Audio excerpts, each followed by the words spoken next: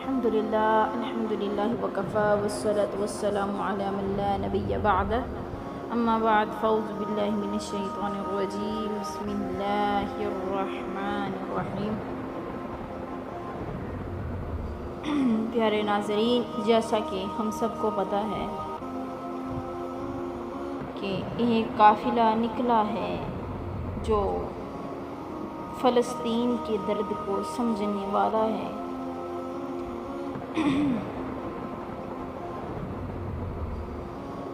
تو پاکستان کے عظیم یہ سپاہی نکلے ہیں، پاکستان کے یہ علماء اکرام، نوجوان، دنیا کے سب سے بڑے فورمز پر اسلام اور پاکستان اور مظلوم امت مسلمہ کی نمائندگی کر رہے ہیں۔ یہ صرف افراد نہیں بلکہ پاکستان کے چہرے ہیں، قرآن و سنت کے سفیر ہیں، امت کے درد مند سپاہی ہیں۔ جب دنیا ظالموں کے ساتھ کھڑی تھی، آج بھی کھڑی ہے، تو یہ قافلہ حق کے پرچم کو بلند کر رہا ہے۔ یہ وہ چراغ ہیں جو اندھیروں میں روشنی بھانپ رہے ہیں۔ یہ یاد دہانی ہے کہ پاکستان کے باسی صرف اپنے لیے نہیں بلکہ پوری امت کے لیے جیتے ہیں۔ یہ وفد ہمیں پیغام دے رہا ہے کہ ہماری منزل شہرت نہیں، ہماری تمنا صرف رب العالمین کی رضا ہے۔ ہم اس کے لیے نکلے ہیں کہ دنیا کو بتا سکیں کہ اسلام امن و عدل اور ظالموں کی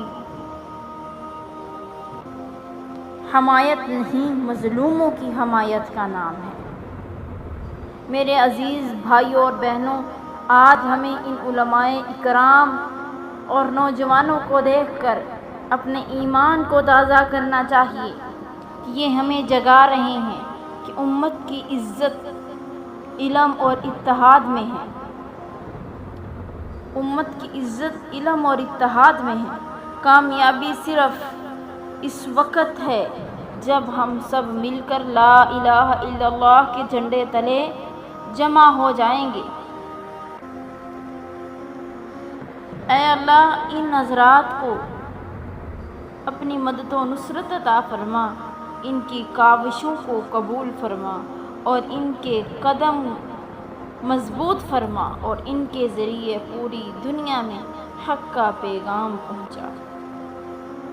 پاکستان کے یہ معزز علماء اکرام، نوجوان ہمارے ملک کے اصل سفیر ہیں۔ تو یہ نہ صرف پاکستان بلکہ پوری امت مسلمہ کی نمائندگی کے لیے عالمی سطح پر کھڑے ہیں۔ ان کی موجودگی پاکستان کا وقار بڑھا رہی ہے اور دنیا بھر میں اسلام کا اصل چہرہ دکھا رہی ہے۔ ہم حکومت پاکستان سے پرزور اپیل کرتے ہیں کہ ان علماء اکرام اور نوجوانوں کی تحفظ، سہولت اور معاونت کی اپنی اولین ذمہ داری سمجھیں۔ یہ وہ قیمتی سرمایہ ہیں جن کے قدموں کی برکت سے پاکستان کا نام روشن ہو رہا ہے۔ اللہ نہ کرے کہ دشمن کی نظریں ان پر اٹھیں، لہٰذا حکومت کو چاہیے کہ ان کے لیے ہر سطح پر مکمل سیکورٹی کا انتظام کیا جائے۔ سرکاری اور سفارتی سطح پر ان کی رہنمائی اور مدد کی جائے۔ دنیا بھر میں پاکستان کے اس وفد کو سرکاری سرپرستی حاصل ہو۔ یہ صرف چند افراد نہیں بلکہ پاکستان کے وقار اور امت مسلمہ کی امید ہیں۔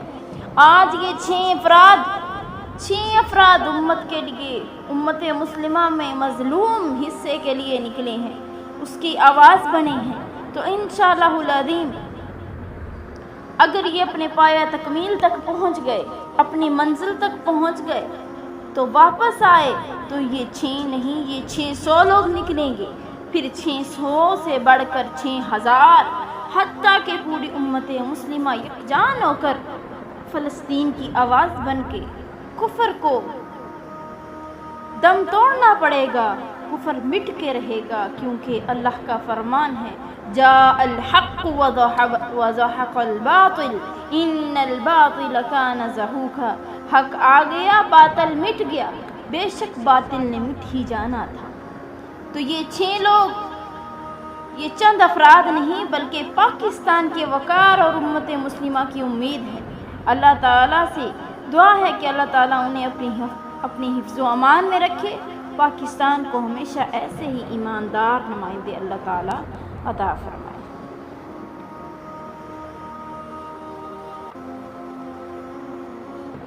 اس لیے آپ سب سے یہ اپیل ہے کہ زیادہ سے زیادہ اس ویڈیو کو شیئر کریں تاکہ ہماری آواز شاید کہ اسی طریقے سے ہماری آواز حکومت کے سفارت خانے تک پہنچ جائے اور ان کی حفاظت کے لیے کوئی وہ قدم اٹھائیں۔ اگر ہمارا یہ پیغام ان تک پہنچ گیا تو سمجھ جائیں کہ ہم بھی ان کے ساتھ شامل ہو گئے، کیونکہ وہ 6 افراد گئے ہیں تو وہ 6 نہیں بلکہ ہم سب ان کے ساتھ ہیں۔ ہم سب یہاں بیٹھ کے ان کے لیے دعائیں کریں، ان کی حفاظت کے لیے اپنی آواز بلند کریں۔ ویڈیو کو زیادہ سے زیادہ شیئر کریں تاکہ ہم ان کی آواز بن سکیں۔